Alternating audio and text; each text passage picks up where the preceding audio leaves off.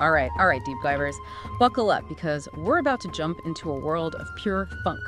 This time, we're talking Funkatron.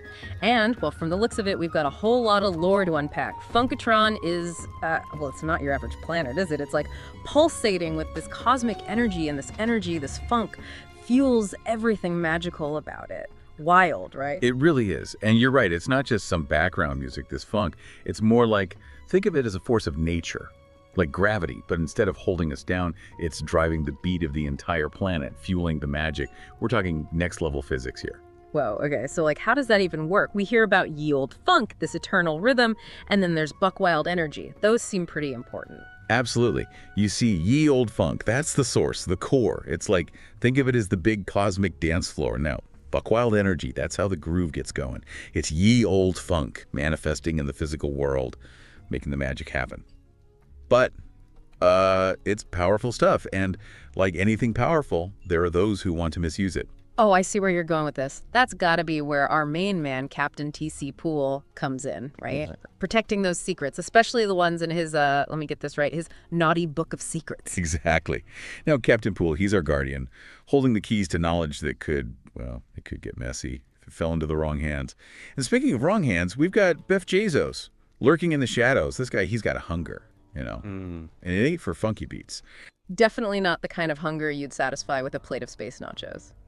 This guy sounds like he's got galactic domination on his mind. So how does the Fellowship of Funk play into all this? They're the good guys, right? They are. Think of them as, a cosmic jam session. Each member bringing their own unique style, but together they create a force that protects the galaxy. It's pretty inspiring, actually. Kind of like how here on Earth, people come together to face, global issues. We might not have magic beans, but there's strength in unity, right? Totally. But even on a planet fueled by cosmic funk, there's got to be some bad vibes somewhere, right? And that's where Mediocriteez comes in, this whole fallen angel thing, spreading negativity. That's some deep stuff. It is. Mediocriteez represents that darkness that exists even in the brightest places. Yeah. Like that voice inside all of us that whispers doubts and fears. Even on Funkatron, they have to deal with that internal struggle. Wow. Deep. So we've got cosmic funk, heroes, villains, and some pretty heavy existential themes. But wait, it gets even wilder, because then we've got spaceships full of robots crash landing on a planet powered by magical beans. Talk about a culture clash, right? Oh, absolutely. The Tronixians, with their logic and tech, landing on Funkatron, a planet that thrives on intuition and magic. You just know it's going to lead to some interesting interactions. Or these robots trying to make sense of buck wild energy. It's like trying to explain a joke to a calculator. Okay, that's got to be hilarious. So we've got the stage set, a planet grooving to its own rhythm, a hero with a secret, a power-hungry villain, and to top it all off, a cosmic fender bender between tech and magic. Where do we even go from here? Picture this, all right? You've got these Tronixian robots, right? All circuits and logic, trying to wrap their heads around buck wild energy.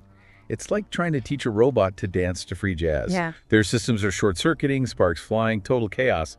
But it kind of makes you think, maybe we can't always control or explain everything with pure logic. Sometimes you got to just go with the flow. Go with the cosmic flow, man. Okay, but in all this robotic chaos, we've got Synthara stepping up, a Tronixian who's not afraid of a little magic. In fact, she dives headfirst into this beanology. She gets it. Synthara, she's a real outlier, isn't she? Instead of rejecting the unknown, she embraces it. She reminds me of those folks who, they travel to a new country, and instead of just sticking to the tourist traps, they immerse themselves in the culture, learn the language, try the food, the whole deal. That's Synthara, except she's learning the language of magic beans. That's a great analogy. Talk about a cultural exchange program. Okay, so Synthara's one bridge between these two worlds. But she's not the only one, right? Dinkelheimer, he's got a role to play too. Oh, absolutely. Dinkelheimer, he's the eternal optimist, sees the potential for something amazing in this collision of tech and magic. He's like, we can make this work. We can make it even better. And that's what leads to the Harmonizer project, this whole ambitious idea of using technology to actually enhance the magic, not control it. Now that's what I'm talking about, the Harmonizer project. That's huge. So they're trying to build tech that works with Funkatron's energy instead of short-circuiting everything. Do you think that's even possible? It kind of makes you think about our world, like how can we use technology in a way that complements our planet, not exploits it? Right. It's like, what if we could harness the power of technology to clean up the oceans or maybe even amplify our empathy and compassion? What if Funkatron isn't just a fictional planet, but a glimpse into a future where tech and nature are in perfect harmony? Man, that's some next level stuff. But let's not forget, we still got Jeff Bezos lurking around, right? Still got his eyes on that Funkatronian prize. And what about that possible link between him and Mediocriteez? What if Bezos is using that negativity, that anti-funk, to fuel his schemes? Ooh, now that's a chilling thought, isn't it? It's like that old saying, one man's trash is another man's treasure. What if Bezos sees Mediocriteez's negativity as a weapon, a way to disrupt the groove and seize control? That would be a serious buzzkill. But hey, that's Funkatron for you, right? Always a dance between harmony and chaos, good vibes and bad. And speaking of which, what about those mink dinks? They always seem to pop up at the most chaotic times. Don't they just? Yeah, I love those little agents of chaos. Pranks everywhere, causing mischief. But you know what? Sometimes a little chaos is exactly what you need to shake things up, to break through those stale ways of thinking. It's like they say, a little bit of chaos is like the spice in a good dish, right? Too much and it's inedible, just enough, and bam, flavor explosion. Yeah, exactly. It's about finding that balance. And speaking of balance, have we talked about the Great Toad Grand Prix? I mean, everyone loves a good toad race. Wait, hold on. Giant toads.